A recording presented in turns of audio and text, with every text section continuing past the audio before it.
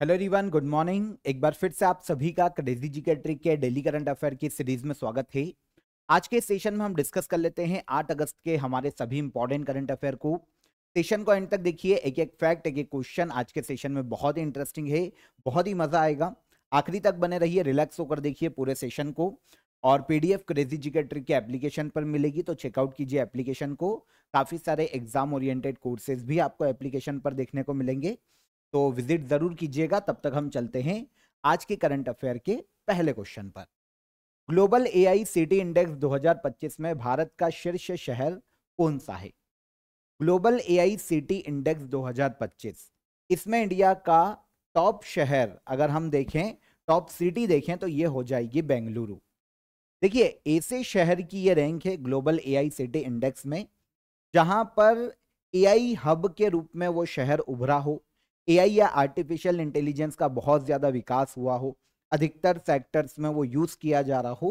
तो इस तरीके से global artificial intelligence city index को तैयार किया जाता है हर साल।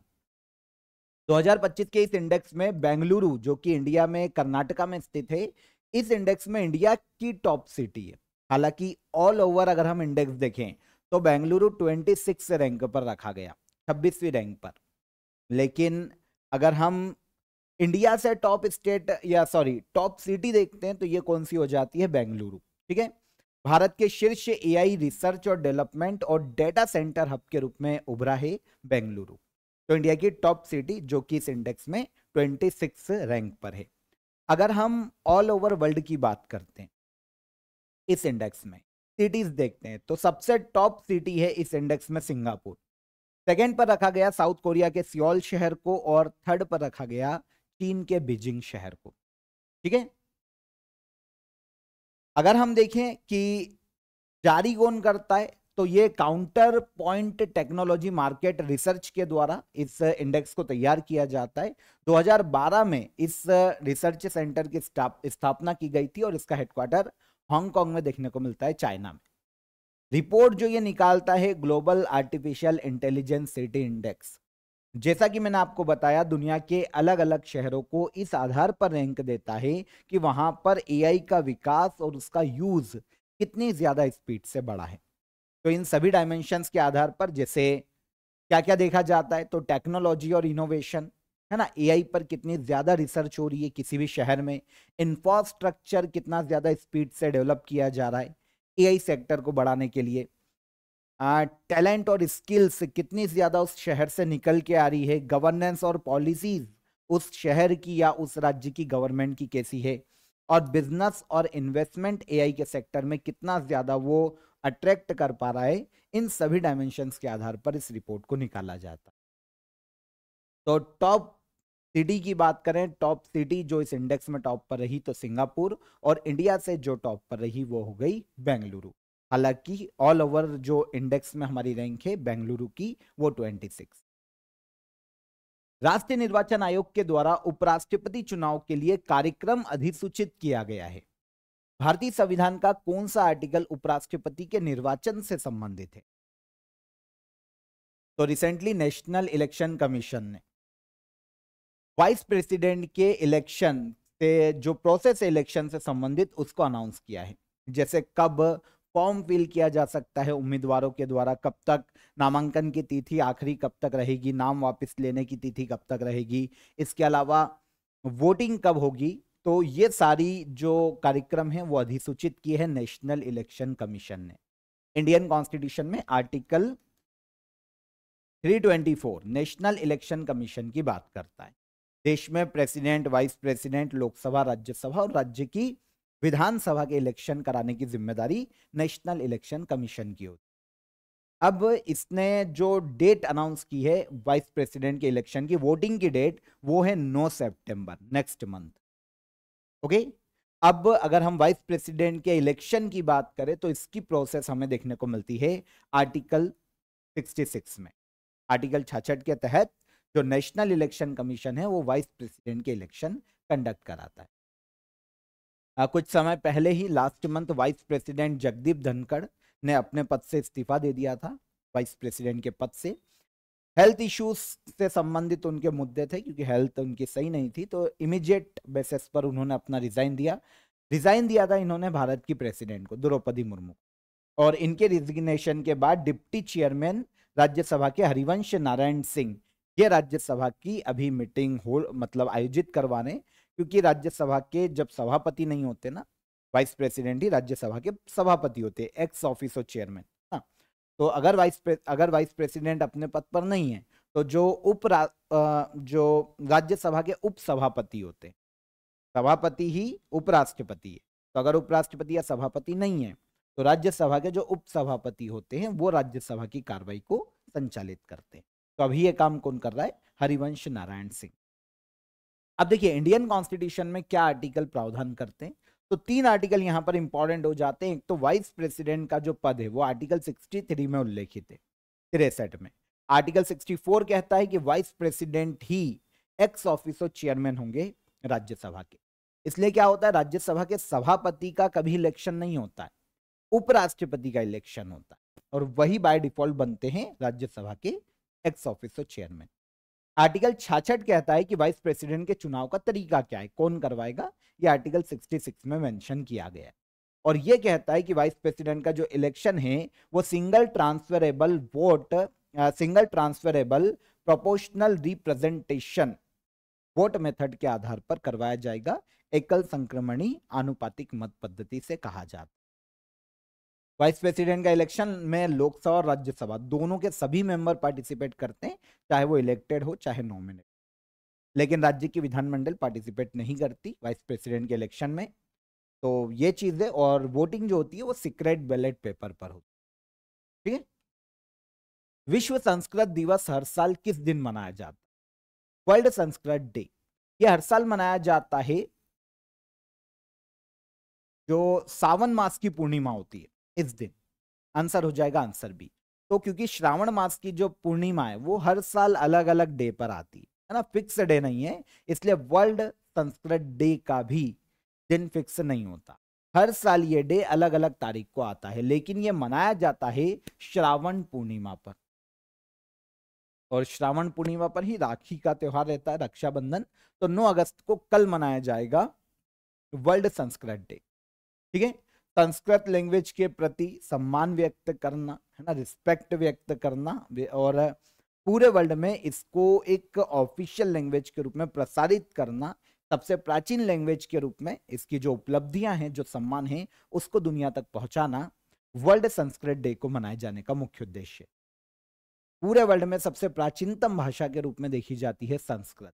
इंडिया के जो प्राचीन शास्त्र हैं, ग्रंथ हैं, उनमें जो मूल लैंग्वेज है वो संस्कृत है। हिंदू मान्यताओं में या सनातन मान्यताओं में इसे देव भाषा के रूप में भी जाना जाता है। ठीक है। फर्स्ट वर्ल्ड संस्कृत डे मनाया गया था 1969 में। इंडियन कॉन्स्टिट्यूशन की 8th शेड्यूल में जो 22 लैंग्वेजेस है उनमें से एक है संस्कृत लैंग्वेज। और इसके अलावा तमिल, तेलुगु, कन्नड़ा, मलयालम, उड़िया, इनके साथ छठी क्लासिकल लैंग्वेज है संस्कृत। 6 क्लासिकल लैंग्वेज में से एक, शास्त्रीय भाषाओं में से एक है संस्कृत। तो वर्ल्ड संस्कृत डे मनाया जाता है कब? हर साल डे तो फिक्स नहीं है, लेकिन श्रावण पूर्णिमा पर मनाया जाता है। इस साल 2025 में कब मनाया जा रहा है? तो ये 9 अगस्त को मनाया जा रहा है। अब देखिए जुलाई के मैं आपको कुछ डे बता देता हूं। अगस्त तो रिसेंटली शुरू हुआ है, तो हम अगस्त के डे की बात बाद में करेंगे, पर जुलाई के कुछ डेज मैंने आपको पढ़ाए हैं, उनको एक बार देख लीजिए। एक तो डॉक्टर्स डे और चार्टर्ड अकाउंटेंट्स डे, ये 1 जुलाई को मनाया जाता है हर साल। वर्ल्ड पॉपुलेशन डे मनाया जाता है 11 जुलाई। World day for international justice मनाया जाता है 17 जुलाई। इंटरनेशनल नेल्सन मंडेला डे 18 जुलाई को मनाया जाता है। वर्ल्ड नेचर कंजर्वेशन डे 28 जुलाई, और वर्ल्ड हेपेटाइटिस डे भी 28 जुलाई को मनाया जाता है।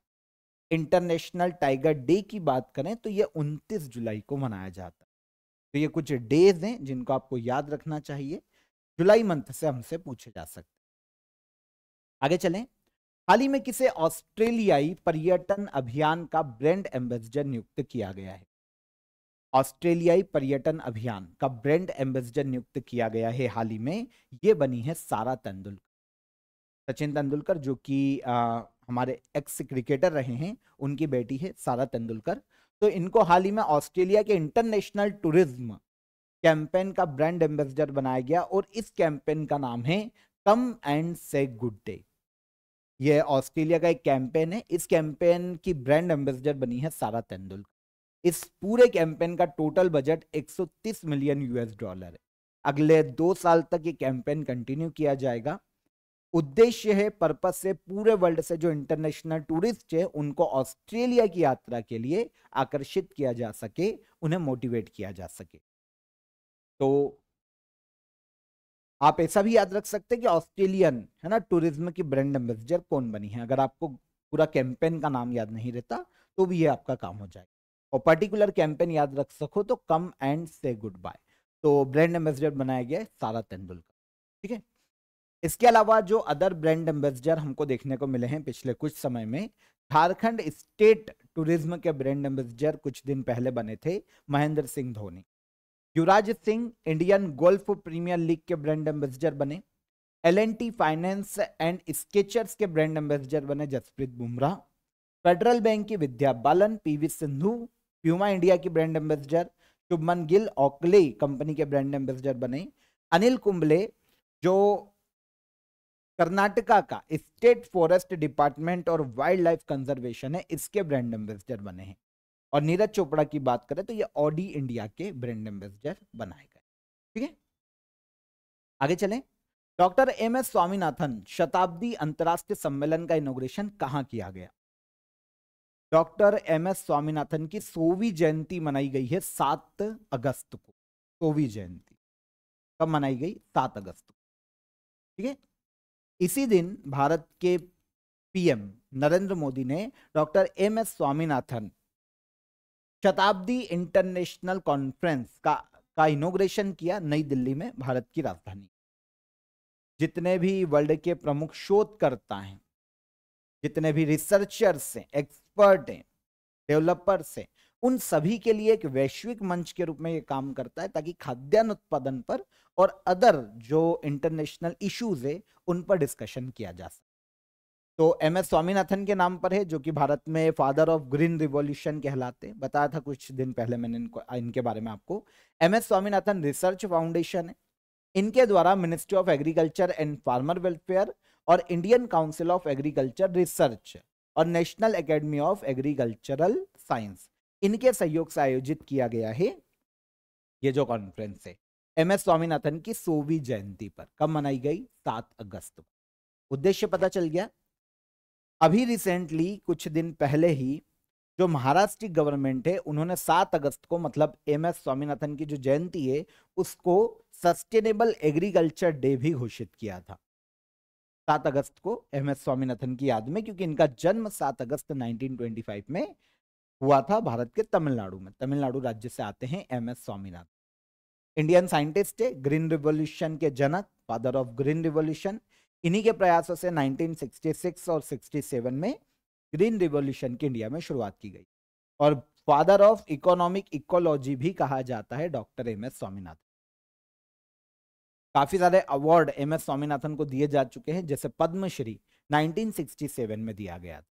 पद्म अवार्ड तो तीनों ही मिले हैं, जैसे पद्मश्री 1967, पद्म भूषण 1972 और पद्म विभूषण 1989, और भारत रत्न इनको दिया गया 2024 MS Swaminathan. Ramon Magsaysay award दिया गया 1971 में, और पहला वर्ल्ड फूड प्राइज दिया गया था 1987 में MS स्वामीनाथन, ठीक है। तो ये याद रखिएगा, भारत रत्न और तीनों पद्म अवार्ड इंपॉर्टेंट है। आपको ऑफर ऑफ द डे बता देता हूं फ्रेंड्स। आप सभी को पता होना चाहिए कि हमारी जो क्रेजी जीके ट्रिक की फैमिली है वो 7 मिलियन की हो गई है। अब यहां पर आप सभी के लिए इस उपलब्धि में SSC CHSL का जो हमारा स्पेशल पैकेज है वो बहुत ही अफोर्डेबल प्राइस में अवेलेबल है। काफी सारी चीजों को हमने इंक्लूड किया है आपकी SSC CHSL की प्रिपरेशन के लिए, तो आप इसे ज्वाइन कीजिए, अवेल कीजिए। डिस्क्रिप्शन में मैंने आपको इसकी लिंक दे दी है। काफी अफोर्डेबल प्राइस में अभी के लिए ये आपको अवेलेबल है। और कमेंट में कॉन्ग्रेचुलेशन CGD आप छोड़ते जाइएगा, ओके। तो 7 मिलियन की फैमिली होने पर आप सभी को बधाइयाँ। अभी रिसेंटली आज हो गई होगी या फिर कल तक हो जाएगी, तो 7 मिलियन की फैमिली होने पर आप सभी को बहुत बहुत शुभकामनाएं। तो आप कॉन्ग्रेचुलेशन सीजीटी या क्रेजी जीके ट्रिक कमेंट में छोड़कर जाइएगा। चलिए अगले आगे चलते हैं, तब तक हम मुख्यमंत्री संतुष्ट मोइन 2.0 योजना किस राज्य सरकार ने शुरू की है? मुख्यमंत्री संतुष्ट मोइना 2.0 इनिशिएटिव को शुरू किया है असम गवर्नमेंट ने। असम सरकार ने इसे शुरू किया है। असम के सीएम हेमंत बिस्वा शर्मा ने इसे राज्य में लॉन्च किया है। देखिए है क्या, उच्च शिक्षा के लिए जो राज्य की छात्राएं हैं, जो लड़कियां हैं, उन्हें यहां पर फाइनेंशियल असिस्टेंस दिया जाएगा, वित्तीय सहायता दी जाएगी, ताकि राज्य में जो स्कूल छोड़ने की दर है लड़कियों में स्पेशली, उसे कम किया जा सके और माता पिता को भी मोटिवेट किया जा सके, ताकि जो छात्राएं हैं उन्हें सशक्त बनाया जाए। तो राज्य की 4 लाख लड़कियों को लाभ दिया जाएगा इस योजना का। पोस्ट ग्रेजुएशन लेवल और उससे आगे की अगर कोई पढ़ाई करता है, जितने भी राज्य की लड़कियां हैं, उनके लिए स्पेशली वित्तीय सहायता इसके तहत दी जाएगी। तो ये असम गवर्नमेंट का इनिशिएटिव या योजना है, जिसका नाम है मुख्यमंत्री संतुष्ट मोइना 2.0 स्कीम। ठीक है, असम गवर्नमेंट की स्कीम है। इसके अलावा जो असम गवर्नमेंट की स्कीम कुछ समय में आई है, जो न्यूज में रही, असम राज्य में एक पेड़ की नई प्रजाति खोजी गई थी कुछ दिन पहले ही, जिसे असमी भाषा में थोई कोरा के नाम से पुकारा जाता है। गॉर्सिनिया कुसुमई, इसे वहां पर प्रजाति का मूल नाम है, पेड़ की एक प्रजाति है। असम में इसको खोजा गया था। फिर असम गवर्नमेंट के द्वारा गज मित्र इनिशिएटिव को शुरू किया गया था, ताकि हाथी और मानव कॉन्फ्लिक्ट को रोका जा सके। और इसके अलावा 12 जुलाई को लास्ट मंथ असम के सीएम हेमंत बिस्वा शर्मा ने इंडिया का पहला एक्वाटेक पार्क को भी लॉन्च किया था असम राज्य। तो ये असम की न्यूज है पिछले 1-1.5 महीने की, आप इनको याद रखिएगा। इसमें एक स्कीम है और एक एक्वाटेक पार्क है और एक पेड़ की प्रजाति को खोजा गया है। केरल व तमिलनाडु की संयुक्त गणना में कितने नीलगिरी तहर दर्ज किए गए हैं? तमिलनाडु का राजकीय पशु है नीलगिरी तहर। जो पश्चिमी घाट का क्षेत्र है ना, ढलान वाला सेक्शन, वहां पर ये देखने को मिलता है। आपको बकरी जैसा ये दिखाई देगा, पर इसकी थोड़ी प्रजाति अलग सी। ठीक है, तो ये नीलगिरी तहर को अभी केरल और तमिलनाडु ने संयुक्त रूप से काउंट किया है दोनों राज्यों में, और दोनों राज्यों में मिलाकर 2668 नीलगिरी तहर दर्ज किए गए हैं। 2668, अगर आप यहां पर इमेज देखेंगे तो ये है नीलगिरी। अगर हम पर्टिकुलर स्टेट की बात करें तो केरल में 1365 और तमिलनाडु में 1303 नीलगिरी तहर देखने को मिले हैं वेस्टर्न घाट एरिया में। इसे वरायदू या फिर नीलगिरी आइबेक्स के नाम से भी पुकारा जाता है लोकल भाषा में, स्थानीय भाषा में। जो घाट सेक्शन है वहां पर बकरी जैसा दिखने वाला ये एक पशु है, जो कि तमिलनाडु का राजकीय पशु है।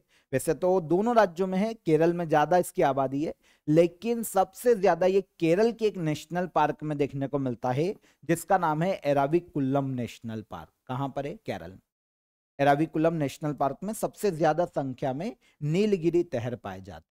1200 से लेकर 2600 मीटर की ऊंचाई पर पर्वतीय घास के मैदानों में ये निवास करते। जो तमिलनाडु का स्टेट एनिमल तो है ही। IUCN की जो रेड डेटा लिस्ट है उसमें इंडेंजर्ड की कैटेगरी में इनको रखा गया है। और वहीं पर अगर हम वाइल्ड लाइफ प्रोटेक्शन एक्ट देखें इंडिया का, राष्ट्रीय वन्यजीव संरक्षण अधिनियम, तो उसमें इन्हें शेड्यूल 1 में सूचीबद्ध किया गया है, नीलगिरी तहर। ठीक है, कंजर्वेशन इनिशिएटिव के तौर पर अगर हम देखें तो तमिलनाडु की सरकार ने 2023 में प्रोजेक्ट नीलगिरी तहर को लॉन्च किया था, ताकि इनका संरक्षण किया जा सके। और नीलगिरी तहर दिवस 7 अक्टूबर को दक्षिण भारत में मनाया जाता है, स्पेशली तमिलनाडु और केरला में। किशोर कानून के तहत सांकेतिक भाषा विशेषज्ञों को न्यायिक पैनल में शामिल करने वाला पहला राज्य कौन बना है? किशोर कानून के तहत सांकेतिक भाषा विशेषज्ञ, जो साइन लैंग्वेज एक्सपर्ट थे, उनको न्यायिक पैनल में शामिल करने वाला पहला राज्य बना है पंजाब राज्य। सर समझ नहीं आया। देखो, पहले तो ये समझो कि जुवेनाइल लॉ क्या है, जो किशोर कानून है वो होता क्या है। ऐसे कानून जो कि बच्चों के लिए या 18 साल से नीचे के जो किशोर है ना, उनके लिए लागू किया जाता है, उनके संरक्षण के लिए। फॉर एग्जाम्पल, बाल अपराध से उनका संरक्षण करना, है ना, बाल मजदूरी खत्म करने के लिए जो हमारे पास लॉ है, बाल अपराध को खत्म करने के लिए जो लॉ है, इन्हें कहा जाता है जुवेनाइल लॉ। किशोर कानून। अब इसके तहत साइन लैंग्वेज स्पेशलिस्ट, वो लोग जो कि साइन लैंग्वेज को बोल सकते हैं, मतलब साइन लैंग्वेज को समझ सकते हैं और समझा सकते, मतलब ऐसे बच्चे जो या तो बोल नहीं सकते या सुन नहीं पाते हैं, ऐसे लोगों से संवाद करने के लिए साइन लैंग्वेज का यूज किया जाता है। और इनके जो एक्सपर्ट होते हैं वो होते हैं साइन लैंग्वेज स्पेशलिस्ट। अब इनको न्यायिक पैनल में शामिल करने वाला राज्य बना है भारत का पंजाब राज्य। ठीक है, होगा क्या देखिए, ऐसे विशेषज्ञों को ऑफिशियल कमेटी या ग्रुप्स में शामिल किया गया है, जो न्यायिक सेवाओं में जो ग्रुप्स होते हैं अदालत में, कोर्ट में।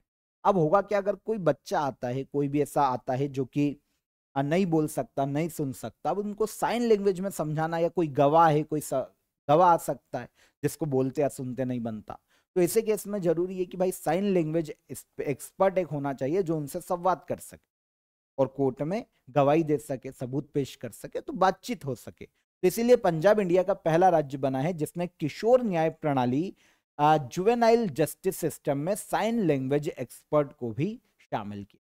अब ये कोर्ट में रहेंगे और जब भी इनकी जरूरत होगी, ऐसा कोई केस आता है, तो ये फिर मदद करेंगे उस गवाह से बात करने में साइन लैंग्वेज। तो ऐसा करने वाला देश का पहला राज्य कौन? ऑपरेशन अकहाल किस राज्य में चलाया जा रहा है? ऑपरेशन अकहाल को चलाया जा रहा है जम्मू कश्मीर यूनियन टेरिटरी में। और आपको पता है कौन चला रहा होगा? Indian army. Akhal, operation Akhal Jammu Kashmir में जो कुलगाम जिला है वहां पर अकहाल देवसर रीजन है, वहां पर इसे चलाया जा रहा है। सर्च ऑपरेशन है जहां पर आतंकवादियों को ढूंढकर उनको एलिमिनेट किया जा रहा है। अभी आपको पता है रिसेंटली 3 टेररिस्ट को इंडियन आर्मी ने मार गिराया था जो कि फॉरेस्ट में छुपे थे, और उनमें से जो पहलगाम टेरर अटैक का मास्टरमाइंड था उसको भी मार गिराया था। तो इस तरीके से अब एक और मिलिट्री ऑपरेशन शुरू किया गया है Indian army, Jammu Kashmir police और सीआरपीएफ के द्वारा, ऑपरेशन अखाल नाम का। ठीक है, जम्मू कश्मीर यूनियन टेरिटरी, याद रहेगा। जम्मू कश्मीर यूनियन टेरिटरी है, श्रीनगर और जम्मू इसकी कैपिटल के रूप में यूज की जाती है। गवर्नर है मनोज सिन्हा। उमर अब्दुल्ला यहाँ के सीएम हैं। जम्मू कश्मीर असेंबली में 95 सीट्स देखने को मिलती है और लोकसभा की सीट है जम्मू कश्मीर में 5। आगे आइए, लास्ट क्वेश्चन। संसद ने मणिपुर में प्रेसिडेंट रूल की अवधि को 6 माह के लिए बढ़ाया है। प्रेसिडेंट रूल किसी राज्य में अधिकतम कितने समय के लिए लगाया जा सकता है? तो रिसेंटली इंडियन पार्लियामेंट ने मणिपुर राज्य में 2025 का पहला प्रेसिडेंट रूल लगाए, तो उसकी अवधि अभी खत्म होने वाली थी, तो 6 माह के लिए फिर से संसद ने मणिपुर में जो प्रेसिडेंट रूल की अवधि है उसको बढ़ा दिया है। किसी भी राज्य में प्रेसिडेंट रूल अधिकतम 3 वर्ष के लिए लगाया जा सकता है, लेकिन हर 6 महीने में पार्लियामेंट में प्रेसिडेंट रूल को पास करवाना पड़ेगा। ठीक है, आर्टिकल 356 का यूज करके प्रेसिडेंट किसी राज्य में प्रेसिडेंट रूल लगा सकते। आपको पता है भारत जो सीएम थे मणिपुर राज्य के, बीरेन सिंह, इन्होंने सीएम बीरेन सिंह थे, इन्होंने फरवरी मंथ में अपना इस्तीफा दे दिया था, रिजाइन दे दिया था। उसके बाद राज्यपाल की रिकमेंडेशन पर प्रेसिडेंट द्रौपदी मुर्मू ने आर्टिकल 356 का यूज करके प्रेसिडेंट रूल की घोषणा की थी मणिपुर राज्य में। अभी तक प्रेसिडेंट रूल कंटिन्यू है मणिपुर राज्य में, और अब क्योंकि 6 माह खत्म होने वाले थे, तो हर 6 माह में परमिशन लेनी पड़ेगी पार्लियामेंट की, और अधिकतम 3 साल के लिए प्रेसिडेंट रूल को आगे बढ़ाया जा सकता है। संविधान का आर्टिकल 174 का सब क्लॉज 1 ये कहता है कि विधानसभा 6 महीने के भीतर अगर वापस बुलाई जानी चाहिए, अगर वो नहीं आ पाती है तो ऐसे केस में प्रेसिडेंट रूल लगाया जा सकता है, क्योंकि संवैधानिक संकट है। क्योंकि संविधान में प्रावधान है कि 6 महीने के अंदर जो विधानसभा का सत्र है, 2 सत्रों के बीच 6 महीने से ज्यादा का गैप नहीं हो सकता, ये कहता है आर्टिकल 174 का सब क्लॉज 1। मणिपुर राज्य के केस में जब 9 फरवरी को बीरेन सिंह ने इस्तीफा दिया, तो भाई मंत्री परिषद तो डिसॉल्व हो जाएगी। जैसे ही मुख्यमंत्री ने इस्तीफा दिया, मंत्री परिषद डिसॉल्व हो गई, तो उसके बाद 12 फरवरी तक लगना चाहिए थी विधानसभा, क्योंकि मंत्री परिषद ने इस्तीफा दे दिया, तब तक लग ही नहीं सकती थी। तो उस केस में फिर प्रेसिडेंट रूल लगाया गया। प्रेसिडेंट रूल राज्यपाल के रिकमेंडेशन पर लगाया जाता है। ऐसे केस में काउंसिल ऑफ मिनिस्टर डिसॉल्व हो जाती है, लेकिन जो विधानसभा या तो भंग कर की जा सकती है, डिसॉल्व की जा सकती है, या फिर उसे सस्पेंड किया जा सकता है, निलंबित किया जा सकता है, जैसी भी कंडीशन है। आर्टिकल 356 के तहत अगर राज्य में संवैधानिक तंत्र फेल हो जाता है तो राष्ट्रपति शासन लगा सकते हैं। 357 कहता है कि राष्ट्रपति को राज्य के लिए आवश्यक होने पर ऑर्डिनेंस जारी करने की भी शक्ति। प्रेसिडेंट रूल में जो पावर से सारी की सारी राष्ट्रपति के पास आ जाती है, स्टेट की केवल जुडिशियल पावर नहीं आती, बाकी सारी पावर आ जाती है डिसीजन मेकिंग की। और इसके अलावा राष्ट्रपति ये भी अनाउंस कर सकता है कि राज्य के जो विधानमंडल की शक्तियां हैं वो संसद को सौंप सकते, तो ये भी पावर प्रेसिडेंट के पास होती है। राष्ट्रपति द्वारा घोषित प्रेसिडेंट रूल को संसद में 2 महीने के अंदर मंजूरी मिलनी चाहिए अगर वो लगाया जाता है, और फिर 6 महीने के पीरियड तक ये लगी रहेगी, और अधिकतम 3 साल तक लगाई जा सकती है, लेकिन बार बार मंजूरी लेनी पड़ेगी 6-6 माह में, अधिकतम 3 साल। राज्य की असेंबली की शक्तियां संसद को ट्रांसफर हो जाती है प्रेसिडेंट रूल में। Council of state minister dissolve, जो असेंबली है या तो सस्पेंड हो जाती है या भंग हो जाती है, और जो संसद है राज्य के लिए कानून बना सकती है, बजट पारित कर सकती है अगर प्रेसिडेंट रूल लगा। ठीक है, तो ये कंडीशन है, मैंने आपको यहां पर समझा दिया। आज हमने 8 अगस्त के सभी करंट अफेयर को डिटेल में डिस्कस कर लिया। कल के क्वेश्चन को रिवाइज कर लेते हैं। सेंट्रल विस्टा प्रोजेक्ट के तहत बनने वाले कॉमन सेंट्रल सेक्रेटरिएट का नाम क्या है? तो इसका नाम रखा गया है कर्तव्य भवन। इंडसइंड बैंक का एमडी और सीईओ किसे नियुक्त किया गया है? तो ये नियुक्त किया गया है राजीव आनंद को। ठीक है, आगे आ जाए। देश की पहली तीरंदाजी लीग का आयोजन कहां किया जाएगा? तो ये किया जाएगा दिल्ली में। अग्निशोध जिसे हाल ही में भारतीय सेना द्वारा लॉन्च किया गया, क्या है? तो ये है एक रिसर्च सेंटर, अनुसंधान केंद्र। भारत में राष्ट्रीय हथकरघा दिवस हर साल कब मनाया जाता है? तो ये मनाया जाता है 7 अगस्त को। Intermediate range nuclear forces treaty किन 2 देशों के बीच एक संधि थी? तो ये संधि थी यूएसए और रशिया के मध्य में। जेलियांग सामुदायिक रिजर्व किस राज्य में स्थित है? तो ये देखने को मिलेगा हमको नागालैंड। नेपाल में चावल फोर्टिफिकेशन के लिए भारत ने किस संस्था के साथ मिलकर इनिशिएटिव शुरू किया है? तो यह है United Nation World Food Programme के साथ मिलकर। और पैन अमेरिकन कप 2025 में किस देश ने पुरुष और महिला दोनों वर्गों के खिताब अपने नाम किए हैं? तो पैन, ये जो खिताब है अर्जेंटीना ने अपने नाम। World air transport statistics report के अनुसार 2024 में भारत दुनिया का कौन सा सबसे बड़ा विमानन बाजार बन गया है? तो इंडिया की रैंक है 5th। ठीक है, ये सारे करंट अफेयर कल के सेशन के रिवाइज हो गए। अब क्वेश्चन ऑफ द डे का आंसर। आनुवंशिकी के जनक के रूप में किसे जाना जाता है? तो ग्रेगर जॉन मेंडल को आनुवंशिकी का जनक कहा जाता है। भारतीय संविधान का कौन सा आर्टिकल अल्पसंख्यकों के हितों की सुरक्षा से संबंधित है? तो आर्टिकल 29 और आर्टिकल 30। दीन इलाही नामक नया धर्म किसने शुरू किया था? तो ये शुरू किया था अकबर।